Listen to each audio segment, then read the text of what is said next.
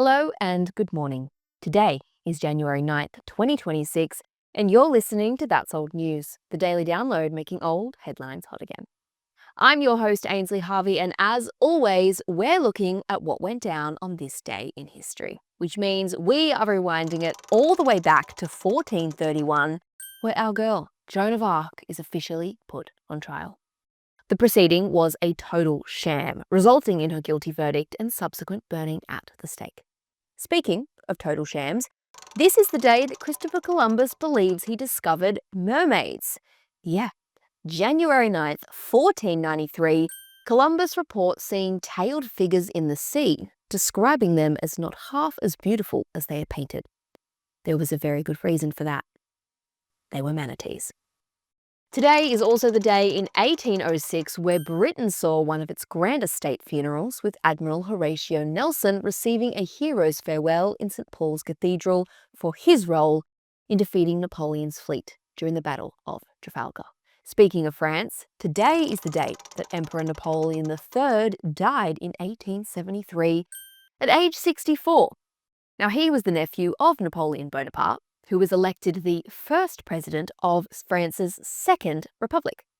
So basically they had the revolution, Marie Antoinette lost her head, then they had Napoleon, who was exiled, then they tried to bring back the royal family, which didn't work. So then they elected this guy to lead the Second Republic. But he, much like his famous uncle, seized power in a coup d'etat to become the country's last monarch and emperor. So basically, everyone's fucked. Moving on, we have two big birthdays today. The first is Simone de Beauvoir, French author and feminist who was born on this day in 1908, and Richard Nixon, 37th US president and Navy veteran, born today in 1913. Happy birthday to the both of them, who would have absolutely hated each other. And lastly for today, and perhaps the thing that has truly altered our lives the most. Today was a day in 2007 that Apple CEO Steve Jobs announced the iPhone. Presented at the Macworld Conference and Expo in San Francisco, Jobs declared they were changing the phone forever, and he wasn't wrong. With the revolutionary multi-touch interface combining an iPod, phone, and internet communicator into one device.